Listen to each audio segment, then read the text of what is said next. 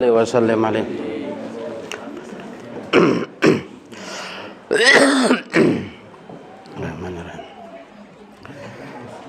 Assalamualaikum warahmatullahi wabarakatuh. Bismillahirrahmanirrahim. Al-Fatihah biniyatil qabul wal husul wa ijabati kulli mas'ul wa naili kulli ma'mul wa ila hadrati sayyidina Muhammadin Rasul sallallahu alaihi wasallam wa ila arwah jami' abaihi wa ikhwanihi minal anbiya'i wal mursalin wa ahli baitihi wa dhurriyyatihi wa azwajihi at-tahirati ummahatil mu'minin wa kafati ashabi Rasulillah min ansarin wa muhajirin wa tabi'in wa tabi'it tabi'in lahum bi ihsanin ila yaumiddin wa ila arwah jami'il ulama'il amilin wal awliya'is salimin wa jami'il muallifil kutub khususan muallifil kutub allati ta'allamnaha wa 'allamnaha wa nakhussu khususan muallif hadzal kitab Imam Tahir bin Shalih rahimahullahu ta'ala wa ila arwah jami'i masyayikhina wa ustadina wa muallimina wa ala walidina wa walidikum wa jami' amwatina fi hadhihi baldah madadana ya Allah bi badadihim wa a'ada alaina min barakatihim wa amtir alaina ghaitha karamatihim wa nafahatihim wa fuyudatihim fid din wad dunya wal akhirah syai'u lillah lahumul fatihah. A'udzu billahi minasy syaithanir rajim. Bismillahirrahmanirrahim. Alhamdulillahi rabbil alamin arrahmanir rahim maliki yaumiddin iyyaka na'budu wa iyyaka nasta'in ihdinas siratal mustaqim siratal ladzina an'amta 'alaihim bi 'alaihim waladdallin. Bismillahirrahmanirrahim. Bismillahirrahmanirrahim. Nawaitu ta'alluma wa ta'lima wa tadakkura wa tadhkira wan naf'a wal intifa'a wal ifadata wal istifadata wal hassa ala tamassuki bi kitabillahi wa sunnati rasulihi wa du'a ilal huda wad dalalata alal khairi ibtigha'a wajhillahi wa mardatihi wa qurbihi wa sawabihi wa husnil khatimah. Bismillahirrahmanirrahim. Alhamdulillahi hasbi wa kafa wa salatan wa salaman ala habibihil mustafa wa ala alihi wa sahbihi wa man iktafa. Subhanaka la ilma lana illa ma 'allamtana innaka antal alimul hakim. Rabbana yassir wa a'in ya karim waftah bil haqqi wa anta fattahul alim. Amma ba'du.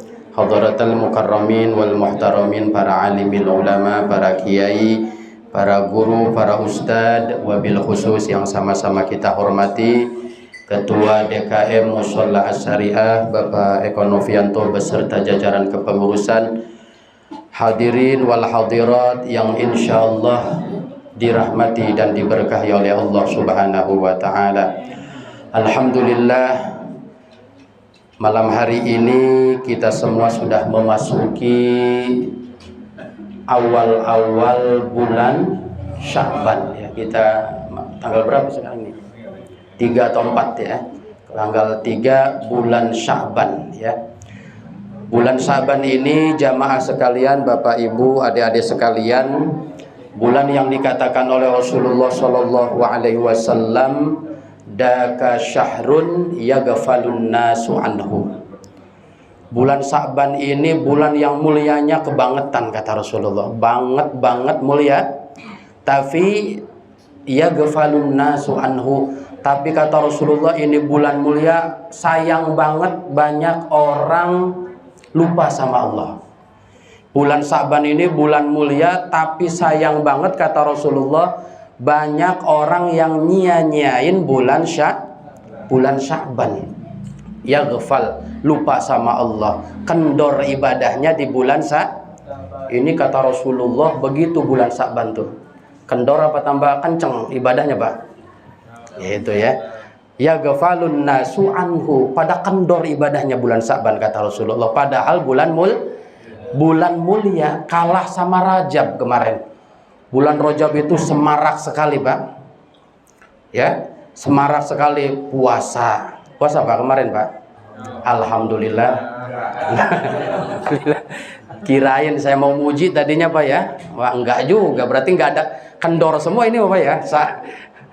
Nah, jadi Rajab ini semarak ya. Semarak ibadah kebanyakan orang itu. Karena bulan mendekati Ramadan ya. Pujian-pujian di musola udah pada beda Pak, kalau udah masuk Rajab pujiannya beda anak-anak.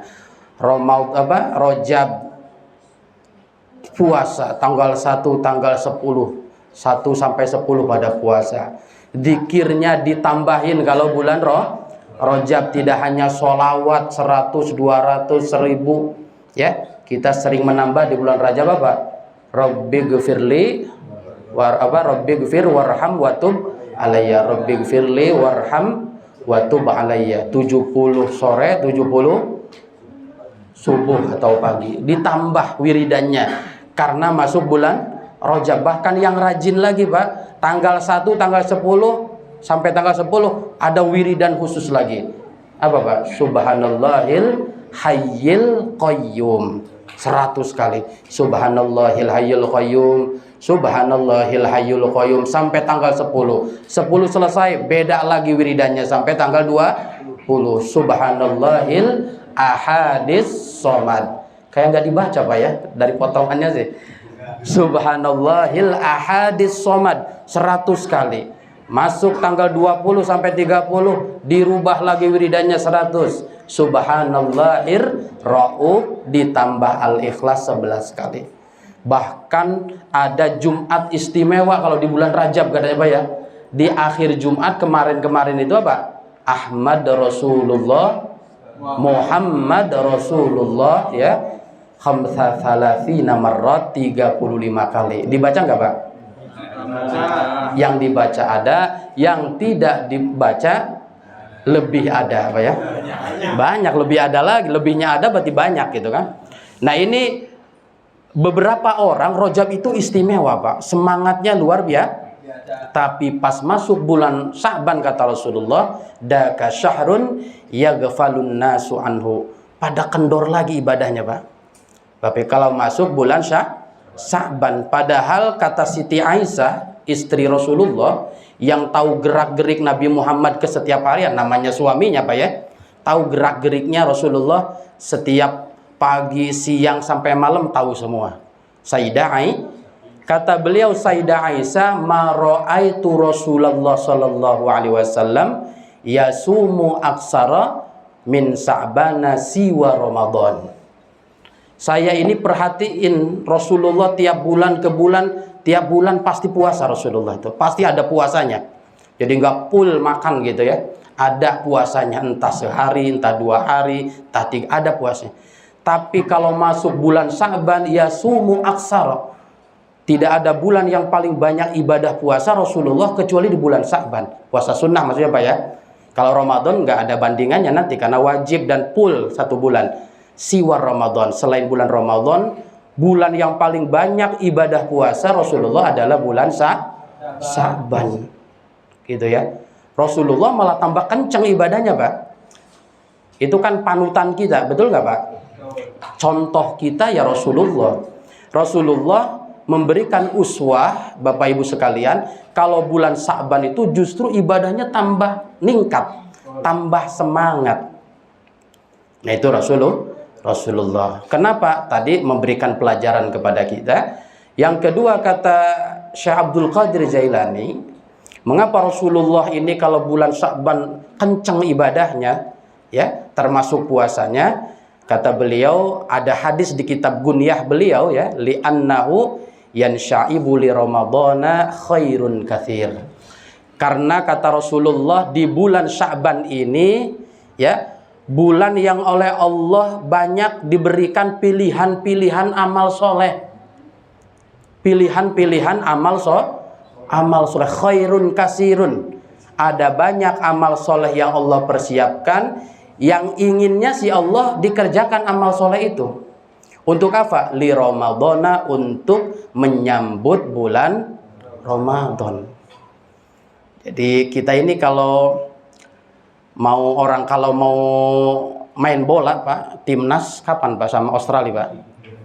Biasanya ada jadwal udah di-save ya di PES, Pak. Oh, Maret tuh apal ya. Nah, nanti semakin dekat ke jadwal pertandingan, biasanya latihannya agak lumayan, Pak. Enggak tidur-tiduran, enggak bikin apa gitu ya, makanan lebih dijaga, istirahat lebih dijaga, lebih luar biasa lagi. Semakin dekat ke pertandingan inti, para pemain bola ini apa? Lebih hati-hati ngejaga badan, latihannya lebih serius lah. Kenapa? Akan menghadapi itu. Nah, tujuan kita wabaligna Ramadan, doa yang sering kita baca itu wabaligna Ramadan, ya Allah, sampaikan kami kepada bulan Ramadan. Mintanya sih nyampe ke Ramadan tapi kendor gitu ya. Gitu kan? Nah, ini Rasulullah mencontohkan kepada kita, justru bulan Sya'ban ini banyak orang yang lalai, banyak orang yang nyia-nyiain bulan Sya'ban. Ya kalau bahasa kita tadi, jangankan Sya'ban, kita mah Rajab ya kendor katanya kan. Ya ini mah kalau yang kemarin-kemarin semangat, sekarang jangan sampai semangatnya turun ibadahnya di bulan Sya'ban. Dan dilanjutkan oleh para sahabat Nabi. Nah, para sahabat Nabi ini kalau masuk bulan Sya'ban, kata sahabat Anas bin Malik, akubbu alal masahif. Tidak ada yang paling banyak dipegang oleh para sahabat kecuali mushaf Al-Quran. Itu Pak ya. Jadi kalau udah masuk Ramadan tuh HP tuh ditaruh dulu di lemari, digembok. Kalau HP sudah ada zaman Rasulullah zaman sahabat itu, akubbu alal masahif, mereka menyibukkan hari-harinya megang masahib. Masahib itu mushaf. Udah Quran lagi. Gitu ya. Itu mengistimewakan bulan Sya'ban itu, mereka sudah ada, tidak ada kegiatan ibadah apapun kecuali terus-menerus membaca Al-Quran. Wa qadaw ma alaihim. Mereka melunasi hutang-hutang mereka di bulan Sya'ban. Jadi pokoknya urusan-urusan yang bersifat manusiawi ini diselesaikan semua. Punya hutang sama warung 2000, cepat bayar. Sunnahnya, Pak. Sunnahnya bulan Sya'ban itu termasuk af'alus sahabat, aktivitas para sahabat itu, kalau masuk bulan Ramadan, transaksi-transaksi manusiawi itu diselesaikan semua. Punya hutang, punya pembayaran apa gitu ya. Jadi nanti masuk Ramadan tuh udah kepikiran cicilan. Fokus ibadah. Syukur-syukur yang punya cicilan mobil ya 2 bulan ke depan sudah dibayar gitu. Jadi Ramadan sama Rajab ini udah tenang kita ibadah kepada Allah Subhanahu wa ta'ala. Nah ini wa qadaw ma alaihim wa ikhraji shadaqatihim wa zakatihim. Mereka habis-habisan Pak ya, kalau bulan Ramadan itu menunaikan zakat hartanya. Zakat hartanya di bulan Sya'ban kebanyakan, kemudian wa ikhraji shadaqatihim, dan nggak main-main kalau sedekah di bulan Sya'ban. Jadi kebiasaannya para sahabat Nabi yang itu mewariskan dari Nabi itu, kalau bulan Sya'ban baca Qur'annya ditingkatkan, kemudian dilunaskan hutang-hutangnya, kemudian yang ketiga salah satunya apa? Gak main-main dalam sodakohnya. Nah ini sodakoh ini kalau kita membaca Pak ya, membaca manakib itu sejarah orang-orang soleh. Bapak baca manakibnya siapa saja, Ya, orang-orang soleh, para wali-walinya Allah, para kekasihnya Allah, Bapak Ibu sekalian, pasti ada satu sifat yang pasti dimiliki oleh para kekasih Allah. Apa? As-sakha. Maka kata Rasulullah, majubila waliyun illa ala sakha. Majubila waliyullah illa ala sakha. Tidak ada satupun walinya Allah, kekasihnya Allah, kecuali sebelum diangkat jadi wali, illa ala saho, punya watak saho dulu namanya. As-saho itu senang sedekah, dermawan. Itu cirinya wali Allah, Pak ya. Jadi jangan apa? Maksudnya jangan tertipu dengan penampilan-penampilan gitu ya. Akhirnya wah ini wali nih. Belum tentu ya. Pokoknya kata Rasulullah, salah satu ciri sifat walinya Allah itu apa? Majubila waliyullah illa ala saho. Dan selalu para ulama itu luar biasa sahonya kepada umat. Wali apa? Saho itu dermawannya, seneng sodaqah. Jadi Bapak kalau jalur ibadah tahajud nggak bisa, pengen jadi wali Pak. Karena tahajudnya kan gitu Pak. Kadang tahajud 20 hari nggak tahajud. Jadi udah berat tuh. Puasa Senin Kemis bisa nggak Pak jalurnya? Nggak bisa. Puasa Nabi Daud apalagi. Puasa 3 bulan Rajab, Sa'ban, Ramadan juga berat juga jalur walinya. Ya sedekah berarti ya. Sedekah itu yang ditawarkan oleh para ulama itu, sedekah itu jangan ketika banyak, tapi ketika ada, Bapak Ibu ya. Jadi dirubah pemikiran kita bahwa sedekah itu kata para ulama bukan ketika banyak, tapi ketika ada. Karena kalau ketika banyak kita nunggu kaya dulu nantinya. Oh nanti kalau gajinya sudah 20 juta baru sedekah. Oh nanti kalau sudah 100 juta baru sedekah. Tapi ketika ada, indal wujud, ketika ada. Nah kalau ketika ada, semua kita pasti ada semua rezekinya Pak. Yang sudah pensiun pun pasti di dompetnya ada. Mau 2.000, mau 10.000 Pak ya. Nah ini kalau orang prinsipnya saya akan sedekah ketika ada rizki, maka setiap rizki datang pasti dia sedekah. Jadi jangan prinsipnya nanti kalau banyak, nanti kalau kaya, nanti kalau sukses. Yang belum pasti itu Pak ya. Kita kan belum pasti nih, sukses apa enggak, kaya apa enggak, naik jabatan apa enggak. Ya sudah rizki yang ada, sebulan yang gajinya 3 juta, ya sisihkan 10.000. Sisihkan 20.000. Ya biqadri tokoh, sesuai kemampuan kita masing. Karena bisa jadi sedekah tiap bulan kita itu, itulah jalan kita menjadi walinya Allah. Jalan kekasihnya Allah Subhanahu wa ta'ala. Lebih-lebih sedekah yang apa? Ya ta'adza manfaatuhu. Jadi sedekah yang paling baik itu Bapak Ibu sekalian, sedekah yang dirasakan manfaatnya oleh orang banyak. Ya ta'adza tuh yang apa? Yang nular manfaatnya kepada orang banyak gitu. Jadi kalau sedekah sama fakir miskin ya serumah dapatnya. Satu orang. Kepada pengemis ya cuma pengemis yang dapat. Maka para ulama semakin banyak manfaat dihasilkan dari sedekah kita, maka itulah sedekah yang paling baik. Sedekah ke panti asuhan tuh Pak ya, pembangunan panti asuhan. Karena setelah jadi Pak, akan banyak berapa ribu anak yatim nanti yang akan tidur di tempat itu. Anak yatim udah besar, datang lagi anak yatim. Terus selama bangunan itu masih ada, mengalir terus Pak. Pesantren, lembaga pendidikan, termasuk musola kita, barangkali ada pembangunan-pembangunan yang membutuhkan dana, acara-acara yang membutuhkan dana. Nah itulah yang manfaatnya. Kita meninggal Pak, musola ini nggak akan gulung tikar Pak, insya Allah. Akan dilanjutkan oleh anak-anak kita ini, oleh keturunan-keturunan kita. Jasa kitanya sudah terkujur di bawah tanah, ya, tapi pahala sedekah tetap mengalir. Makanya saya selalu bilang, salah satu amal soleh yang paling banyak disesali oleh ahli kubur, ya Pak, yang paling banyak disesali bukan sholat Pak, bukan ngaji. Paling banyak amal soleh Bapak Ibu yang paling disesali oleh ahli kubur adalah sedekah. Kenapa dulu lagi punya uang 20.000 saya sedekahin aja 5.000? Kenapa dulu lagi punya uang 5.000 Bapak Ibu nggak disedekahin 1.000 dulu? Kenapa dulu lagi punya 2 mangkok makanan gak disedekahin? Itu yang disesali oleh orang yang sudah ada di alam kubur, Pak. Bukan kenapa dulu telat sholat jamaah, kenapa dulu ada pengajian, ya, saya kau nggak datang, bukan itu. Kata Al-Quran, fa'asaddaqa, ya, Rabbi abad, bahasa Al-Qurannya fa'asaddaqa wa akum minas salihin.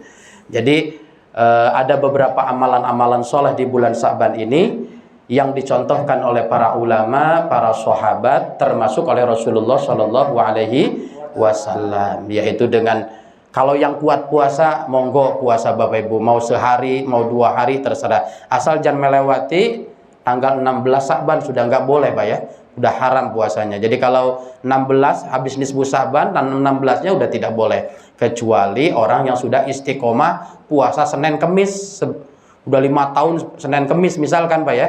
Pas hari Seninnya tanggal 17 bulan Sa'ban, ya boleh kalau begitu. Kita kan puasanya nggak istiqomah gitu Pak ya. Kadang puasa, kadang enggak, malah seling nggak puasanya misalkan. Wah, pengen puasa nanti tanggal 18 Sa'ban, ya sudah haram Pak.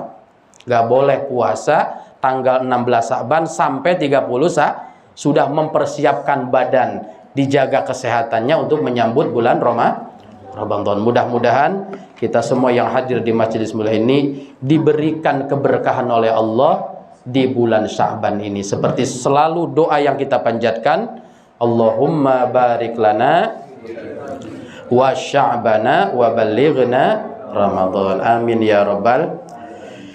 Baiklah jamaah, kita akan melanjutkan kajian kitab Jawahirul Kalamiyah fi Idahi Aqidatil Islamiyah. Di pertemuan sebelumnya kita sudah dijelaskan ada al-muhimmah ya.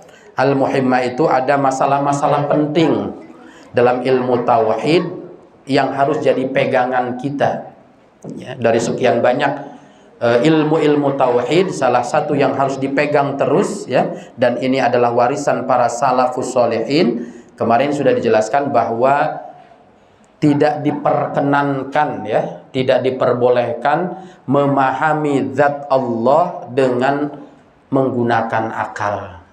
Zat Allah Pak ya, zat Allah itu fisiknya, berarti kan kayak gimana Allah tuh ya, secara fisiknya itu tidak diperkenankan membicarakan zat Allah menggunakan akal ya. Kenapa? Karena akal ini kemampuannya terbatas, lemah akal kita tuh Pak. Untuk menyimpan 1 juz Al-Quran saja sekarang Pak, lupa lagi Pak. Betul nggak Pak? Masih hafal nggak Pak? 1 juz amma aja udah banyak yang hilang kita Pak. Udah nggak kuat kepala kita nyimpen hafalan-hafalan itu gitu ya. Doa pakai sandal, doa pakai baju baru, baju yang udah lama juga udah jarang dibaca karena nggak hafal gitu Pak ya. Ya paling yang paling hafal Allahumma barik lana bima rojak. Nah itu mah kan doa rada-rada wajib Pak ya, karena sering dapat undangan Bapak Ibunya. Jadi Allah, tapi ya mending kan. Nah ini jadi akal kita ini kemampuannya terbatas. Maka sesuatu yang terbatas tidak bisa memahami yang sempurna, yaitu Allah Subhanahu wa Ta'ala. Kemudian yang kedua di sini halaman 55 kalau di kitab saya ya. Selanjutnya hal yajuju al-khawdu. Hal yajuju al-khawdu fi haqiqatihir ruh, fi haqiqatir ruh wal bahsu an mahiyatiha. Ada enggak Kang? Ada ya? Coba.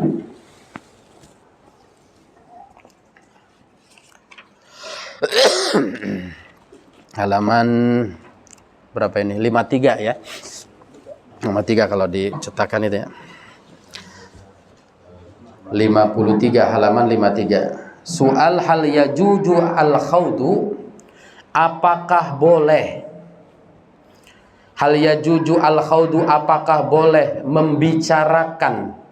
Apa yang dibicarakan fi haqiqatir ruh, tentang hakikatnya ruh, tentang sejatinya ruh itu apa? Wal bahsu an mahiyatiha, dan membahas hakikatnya ruh.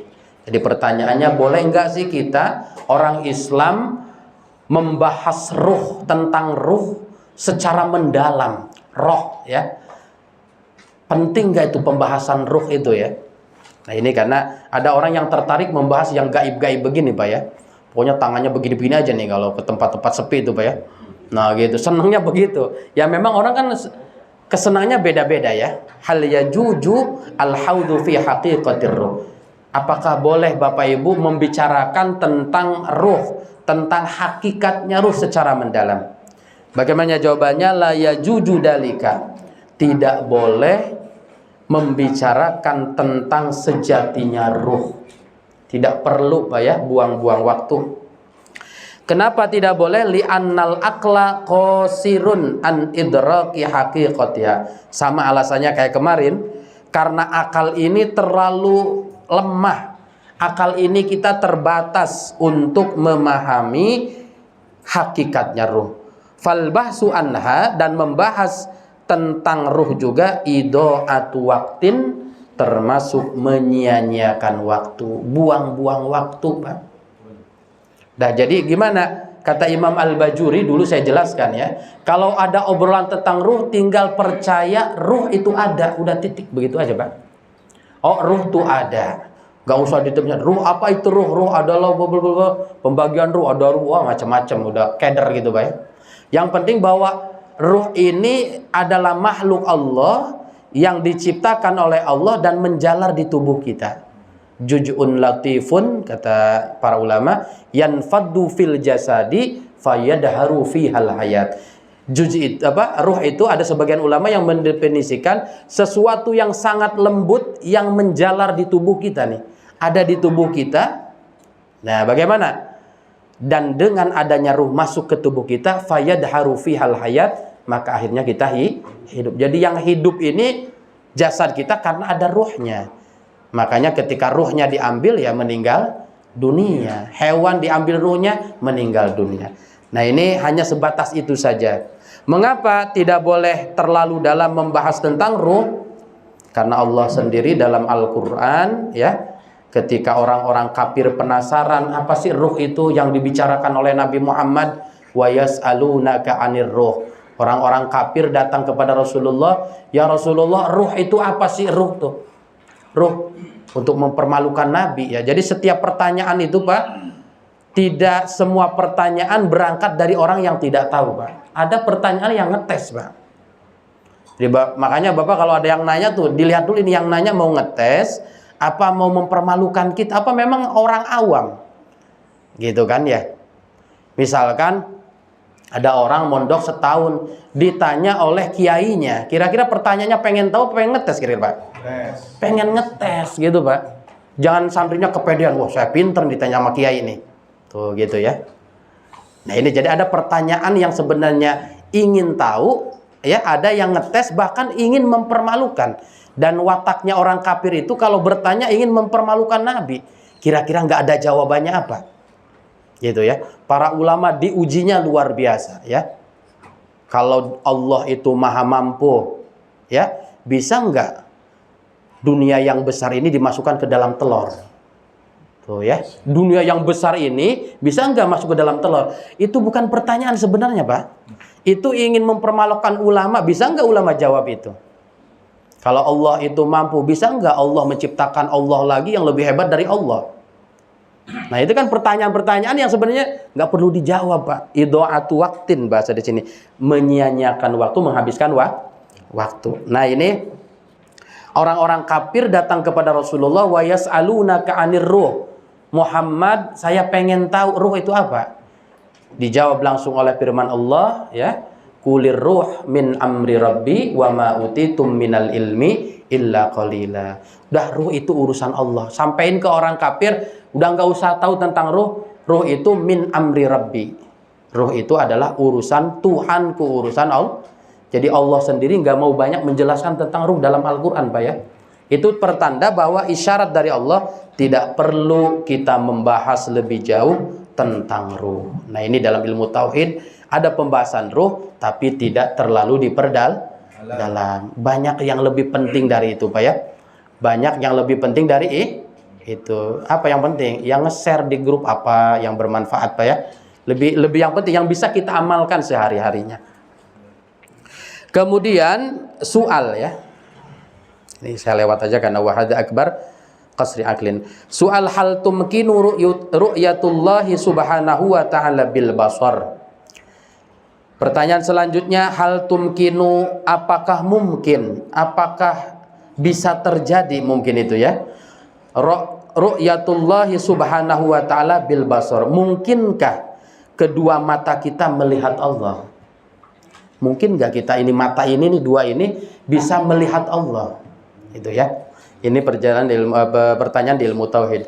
Jawabnya, ru'yatullahi ta'ala bil basar, melihat Allah subhanahu wa ta'ala dengan kedua mata kita, penglihatan kita, mumkinatun aklan, secara logika, Pak, secara akal bisa.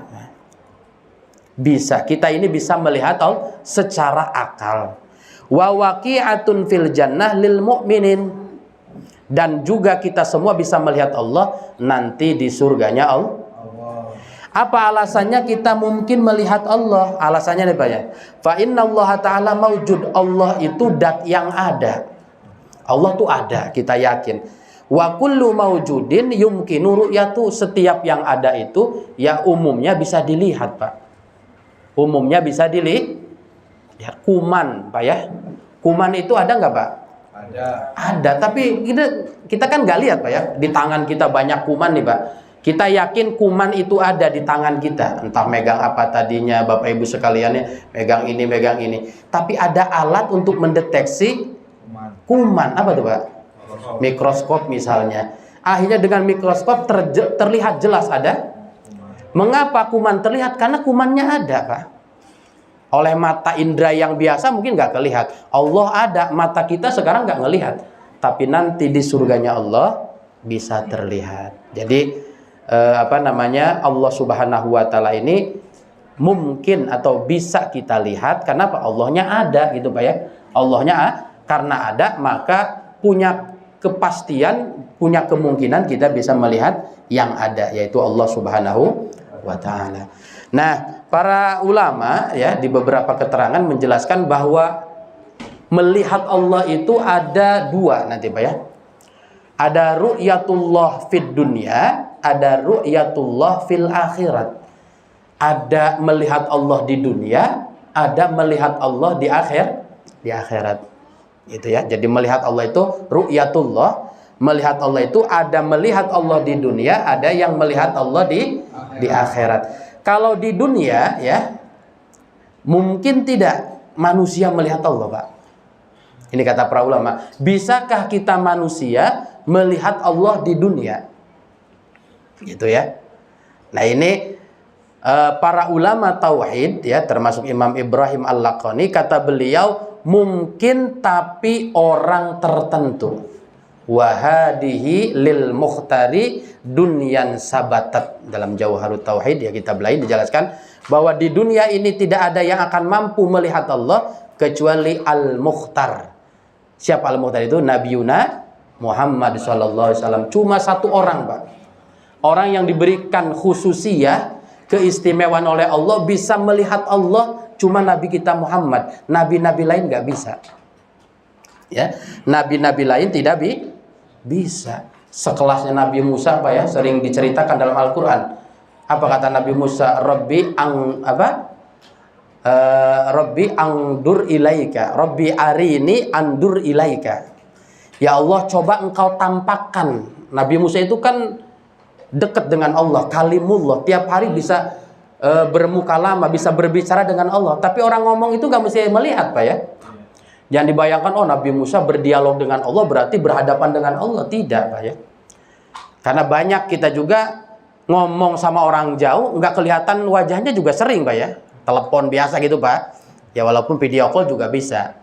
Jadi Nabi Musa itu kalimullah yang sering ngobrol sama Allah, tapi tidak apa? Tidak muqabalah, tidak berhadapan, tidak melihat wajah Allah. Jadi Nabi Musa penasaran, Rabbi arini, tolong ya Allah tampakkan wajahmu. Bahasa kasarnya gitu ya kalau ke manusia. Tampakkan wujudmu ya Allah. Untuk apa? Angdur ilaika. Saya penasaran pengen lihat engkau. Apa kata Allahnya? Qala lantaroni. Ya, kamu tidak akan bisa melihatku. Jadi kelasnya Nabi Musa di dunia lantaro nih tidak akan engkau mampu melihat, apalagi kita-kita Pak, ya. Tapi oleh Allah Nabi Muhammad diberikan keistimewaan bisa melihat Allah. Nah, ini para ulama berbeda pendapat juga. Ada yang mengatakan, oh Nabi Muhammad, Ahlus Sunnah wal Jamaah nih Pak ya, kita ini, akidahnya kita Asy'ariyah, Imam Abu Hasan al-Asy'ari, meyakini bahwa Nabi Muhammad melihat Allah khususnya di Lailatul Mi'raj Pak ya, di Mi'raj itu yang di Sidratul Muntaha, terus itu Rasulullah yara rabbahu bi aini ra'sihi. Jadi Rasulullah ketika berhadapan dengan Allah itu kedua matanya jelas melihat Allah. Jadi melihatnya Rasulullah di dunia kepada Allah ini apa? Dengan mata telanjangnya, dengan matanya ini nih. Gitu ya. Rasulullah itu melihat Allah di dunia dengan bira'il ain, dengan matanya. Karena nanti ada kelompok lain Mu'tazilah. Kalau Mu'tazilah itu apa? Oh, Rasulullah tuh melihat Allah bukan dengan dua mata, nggak bisa katanya.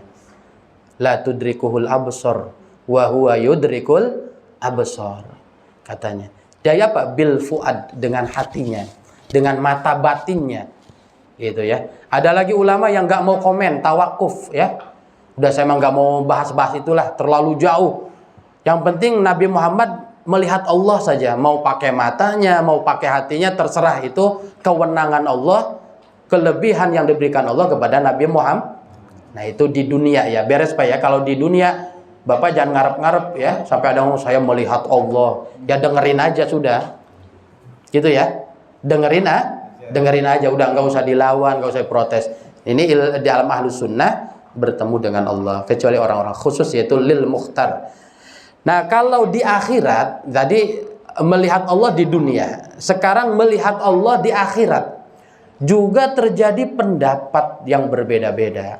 Kita Ahlus Sunnah wal Jamaah meyakini seyakin-yakinnya bahwa innallaha subhanahu wa ta'ala yura bil absar kama yural qamar fid dunya. Bahwa Allah subhanahu wa ta'ala nanti di akhirat, lebih-lebih di surganya Allah, akan bisa kita lihat dengan kedua mata kita ini Bapak Ibu sekalian. Seperti kita melihat rembulan ketika di dunia. Pernah nggak Pak lihat bulan Ibu? Pernah. Nah kayak gitu, kayak kita ngelihat bulan jelas sekali. Jadi ini akidah Ahlus Sunnah wal Jamaah, bahwa setiap kita ya, orang beriman Pak ya, karena orang kafir nggak akan bisa. Mahzub, nanti dihalang oleh Allah. Yarunahul mu'minun walal kafirun. Jadi yang akan melihat Allah itu hanya untuk orang-orang yang beriman. Orang kafir tidak punya kesempatan sama sekali. Nah gitu ya, kita kalau baca surat di sini dijelaskan, faqalallahu ta'ala wujuhu yawma idin nadhirah ila rabbiha nadhirah. Nah, ini surat Al-Qiyamah kalau nggak salah ya. Wujuhu yawma idin nadhirah, pakai dhad yang pertama, ila rabbiha nadhirah. Ini dalil bahwa kita pasti akan melihat Allah nanti di surga, nanti di akhirat. Apa? Wujuhu yawma idin nadhirah, wujuhun, wajah orang-orang yang beriman, kata Allah, yauma idin, pada hari kiamat nanti, di surga nanti, nadhirah, wajahnya mencorong. Mencorong tuh berseri-seri. Jadi gampang ngebedain orang beriman sama enggak nanti di akhirat. Udah silau Pak wajahnya kalau orang beriman, nyenengin di sana udah. Beda sama orang-orang kafir, musawwadah, mukanya menghitam semua. Wujuhu yauma idin nadhirah. Kenapa mereka berseri-seri? Ila rabbiha nadhirah, karena mereka memandang Tuhannya. Ila rabbiha, senangnya luar biasa. Senangnya luar biasa melihat Allah subhanahu wa ta'ala. Makanya ketika masuk surga, ditawarin nih penduduk surga sama Allah, kata Rasulullah, ahlul jannah, penduduk surga, mau enggak saya tambahin nikmat di surga? Mau enggak dinaikin level nikmatnya? Kata penduduk surga, aduh udah cukup ya Allah, udah cukup banget ya. Saya masuk surga aja udah alhamdulillah gitu ya. Nggak nyemplung ke neraka sudah alhamdulillah, ngapain ditambah-tambah lagi? Nah akhirnya Pak, akhirnya setelah ngomong begitu Allah menampakkan diri. Menampakkan diri di depan ahlus jannah, di depan penghuni-penghuni surganya Allah. Nah kata Rasulullah, semua ahli surga ketika melihat wajah Allah, ya, tidak ada yang paling mereka senangi dari nikmat surga kecuali melihat Allah. Fama u'tu syai'an, ya, ahabba ilaihim minan nadri ila rabbihim, kata Rasulullah. Tidak ada nikmat yang paling disenangi oleh orang yang ada di surga kecuali apa? An-nadru ila rabbihim. Jadi nikmat makan sate nanti di surga itu sih recehnya, Pak, gitu ya. Ya nikmat, tapi ya itu mah bukan nikmat biasa gitu, Pak. Nikmat yang paling puncak an-nadru ila rabbihim azza wajal. Kata Rasulullah, nikmat tertinggi itu melihat Allah nanti di surga. Gitu. Karena ada orang-orang tertentu, Bapak Ibu sekalian, yang masuk surga tuh bukan pengen bidadari, Pak. Ada yang masih pengen bidadari, Pak, masuk ke surga. Bapak kalau masuk ke surga bayangannya apa? Kira-kira mau apa, Pak, di sana? Kira-kira bayangannya apa? Ah, nanti masuk surga pengen. Kira-kira bayangan di surga mau ngapain pengennya? Bayangannya udah bidadari 70. Aduh, gitu kan. Laki-laki mah bayangannya itu. Kalau ibu-ibu bayangannya bukan itu. Emas, kalung dari emas. Makanya kan kalau laki-laki nanti dapat bidadari. Kalau perempuan nggak dapat bidadara. Tapi apa? Emas perhiasan. Karena lemahnya perempuan di perhiasan. Toko emas itu penakluk perempuan itu, Pak. Jadi bapak ceramah apa aja nggak bakal didengar. Tapi kalau ngomonginnya di depan toko emas, aduh udah soleha banget, Pak. Bener nggak? Ya. Makanya nggak ada nanti bonus perempuan dapat lelaki ganteng di sana tuh. Udah kasar, bahasa kasarnya kurang tertarik perempuan sama lelaki. Tertariknya kepada apa? Emas, cincin, berlian, wah permata gitu. Mas Eko, ya bolehlah masuk dah. Ya. Tapi kalau laki-laki, kalau punya duit bayangannya pos 2 pasti, pos 3, pos 4, gitu ya, pos ronda kalau kasihan pos ronda ya. Makanya oleh Allah hurul ain diberikannya nanti di surganya laki-laki sih para bidadari karena semangatnya ke sana. Tapi untuk orang-orang khusus, Pak ya, orang-orang yang dekatnya sama Allah luar biasa, bukan lagi itu yang dicari ya, bukan lagi itu. Ya, itu syairnya siapa? Robiatul Adawi itu apa? Uhibbuka hubbain fakashfu kali hatta aroka. Ya Allah, kata Robiatul Adawi ya, yang kita kenal orang yang cintanya luar biasa kepada Allah, luar biasa, kata beliau, aku ini ibadah karena cinta sama Allah. Karena ibadah karena cinta kepada Allah, bukan karena ingin pahala, sudah, Pak. Jadi kalau di ilmu tasawuf ya, orang yang sholat masih obrolannya pahala itu sholatnya anak-anak, Pak. Jadi kalau ada orang sholat, Pak ya, tujuannya Bapak Ibu sholat biar dapat pahala, itu sholatnya sobi katanya, sholatnya anak-anak. Jadi bayangannya masih seneng yang pahala-pahala. Tapi Rasulullah, coba Pak ya, Rasulullah ini kalau udah naik sedikit bukan lagi pahala tujuan sholatnya. Rasulullah kan bengkak-bengkak tuh, Pak ya. Bengkak-bengkak sampai sholat sampai hatta tatafattara qadamah. Ketika ditanya, ya Rasulullah ngapain sampai bengkak sholat? Engkau sudah diampuni dosanya, engkau sudah pasti masuk surga. Apa jawaban Rasulullah? Saya ingin dapat banyak pahala. Begitu nggak, Pak? Apa yang diceritakan para guru-guru kita? Afala akuna abdan syakuro. Saya itu bersyukur sholat tuh, bukan pahala-pahalaan. Nah ini udah naik kelas nih sholatnya, Pak. Jadi kalau sholat kita Bapak Ibu masih, ya boleh Pak, boleh ya, bukan nggak boleh. Masa nggak boleh sholat? Boleh, maksudnya, tapi kan orang tuh level-levelan Pak ibadah tuh, Pak ya.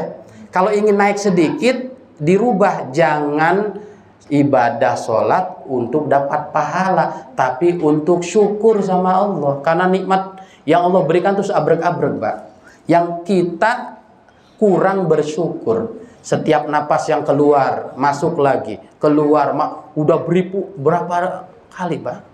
Ini paru-paru yang kita sekarang pakai dari sejak lahir sampai sekarang umur 60 tahun, sudah terima kasih nggak kita, Pak? 60 tahun pernah nggak kita syukur terus, mensyukuri nikmat punya paru-paru? Belum lagi mata ini dari sejak bayi sampai sekarang bisa melihat terus. Bersyukur nggak kita itu? Itu ya.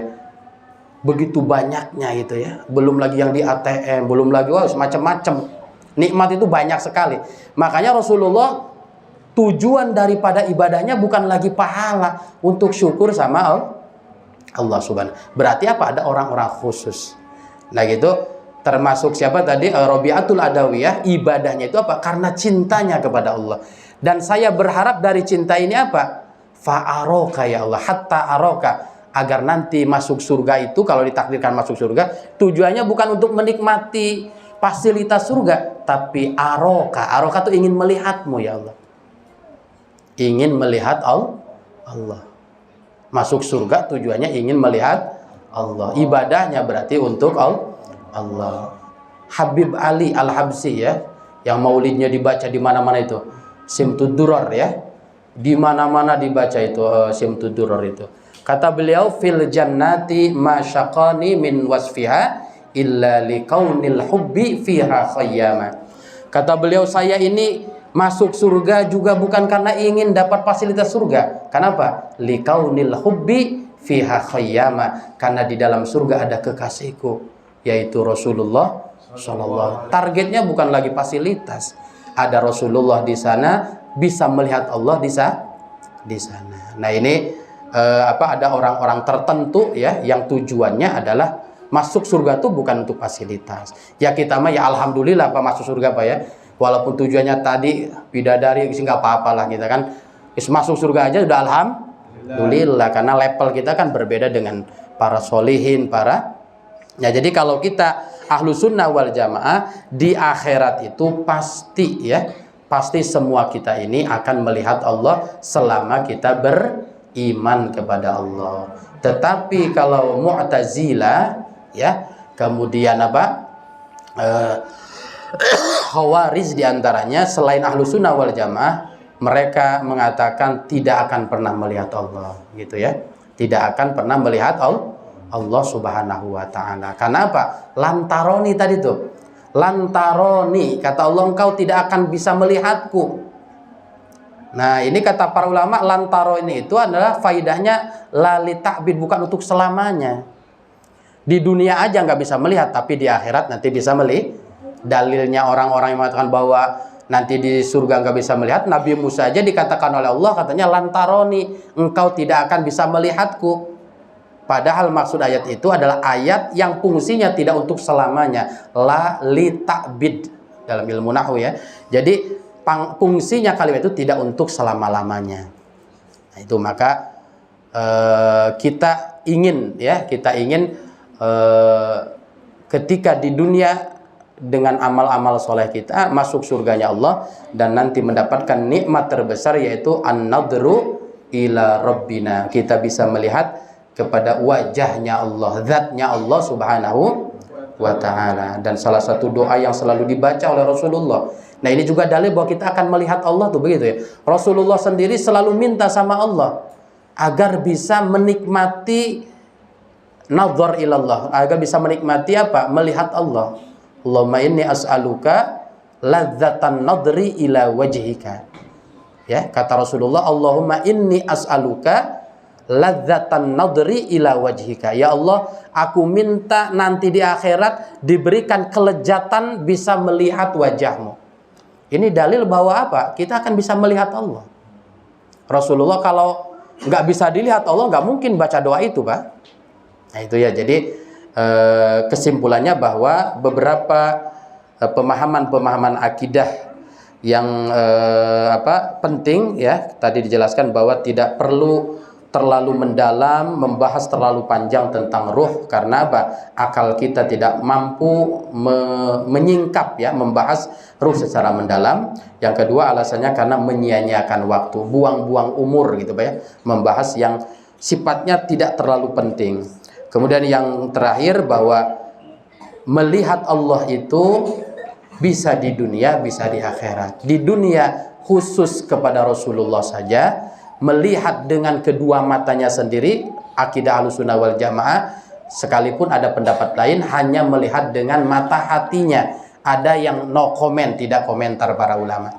Kemudian melihat Allah di akhirat, nanti Ahlus sunnah wal jamaah meyakini seyakin-yakinnya kita akan melihat Allah seperti kita melihat rembulan di dunia. Innakum satarawna rabbakum iyana, kata Rasulullah, kamu akan nanti melihat Allah jelas sekali seperti melihat qamar, rembulan. Kemudian yang kedua ada pendapat Mu'tazilah dan Khawarij, tidak ada melihat Allah Subhanahu wa taala. Lan tarani la tudrikuhul absar, tidak akan dilihat oleh kedua mata kita Allah itu. Itu barangkali jamaah sekalian, mudah-mudahan bermanfaat. Dan ini pentingnya apa? Belajar ru'yatullah itu harus menjadi akidah kita. Jadi tidak hanya iman kepada Allah Rasulnya, salah satu yang diimani kita itu apa? Adalah yakin bahwa setiap kita akan melihat Allah Subhanahu wa ta'ala di akhirat nanti.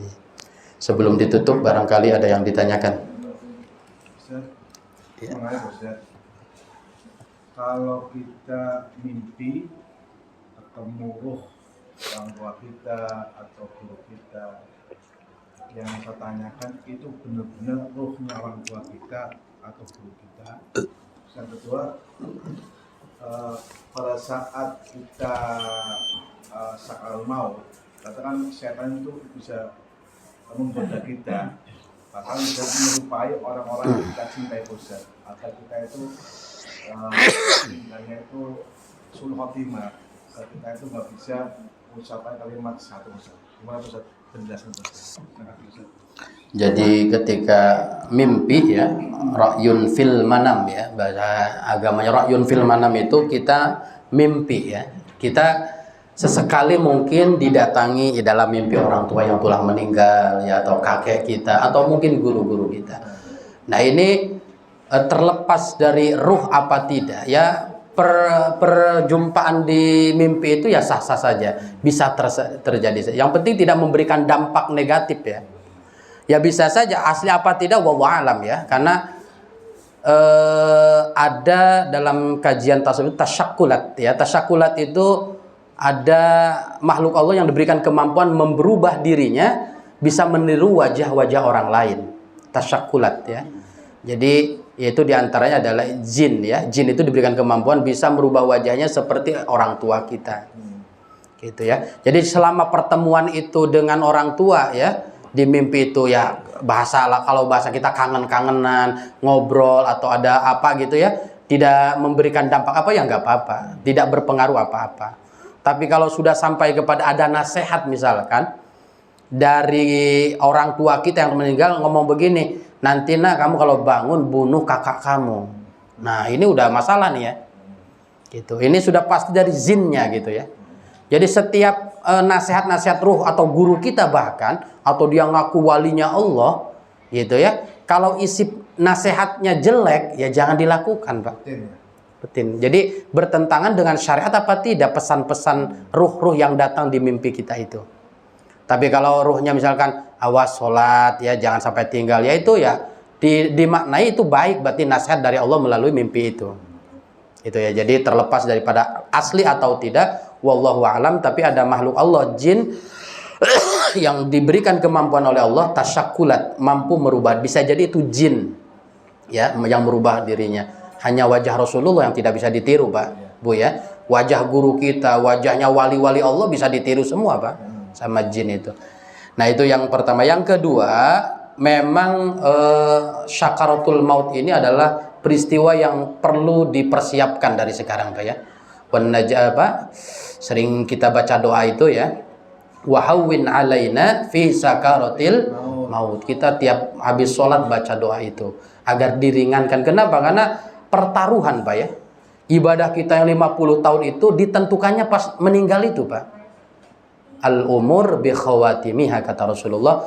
Jadi sesuatu itu, nasib kita itu sangat tergantung pada akhir itu, pada sakaratul maut.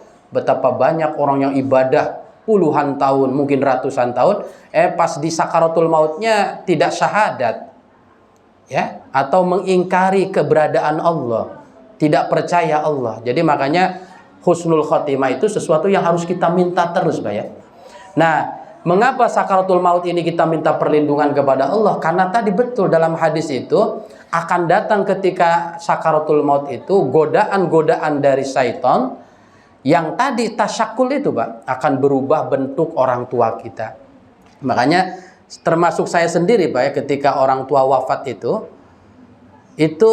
nggak tahu, kalau orang wafat itu nyebut-nyebut karuhun. Apa karuhun itu apa ya? Leluhurnya gitu ya. Itu orang tua saya ketika meninggal tuh nyebut kakek-kakeknya disebutin. Senyum katanya itu sih, datang sih itu katanya ibunya datang gitu Pak ya.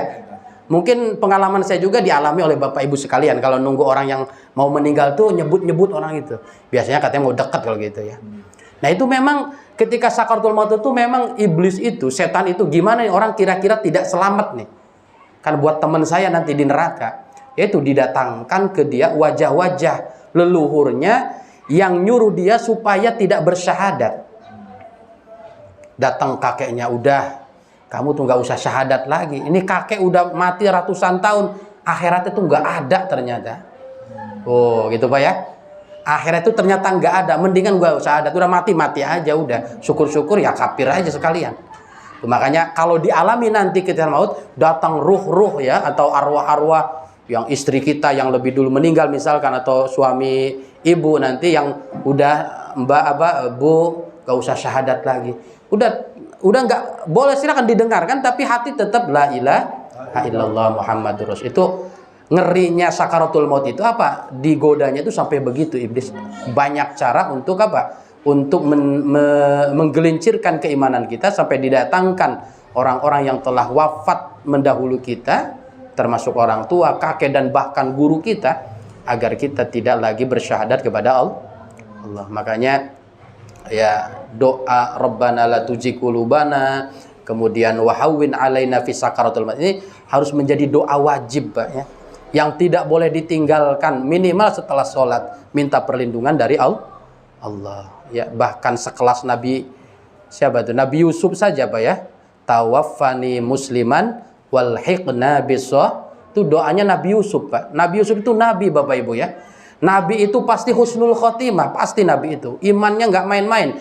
Tapi salah satu doa yang selalu dibaca oleh Nabi Yusuf apa? Rabbi tawaffani musliman, ya Allah wafatkan aku dalam keadaan Islam. Nabi Yusuf aja masih baca doa husnul khotimah.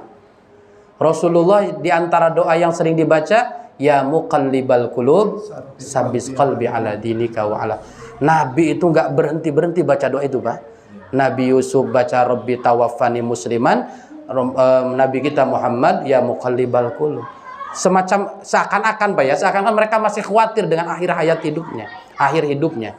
Kita yang belum pasti ada jaminan surga atau tidak, mestinya harus lebih khawatir ya tentang bagaimana akhir kita. Itu barangkali Pak ya. Jadi la ilaha illallah itu tidak hanya ketika hidup, tapi dibawa sampai ganti kita sakaratil. Cukup barangkali ya. Wallahu a'lam bishawab. Wassalamualaikum warahmatullahi wabarakatuh.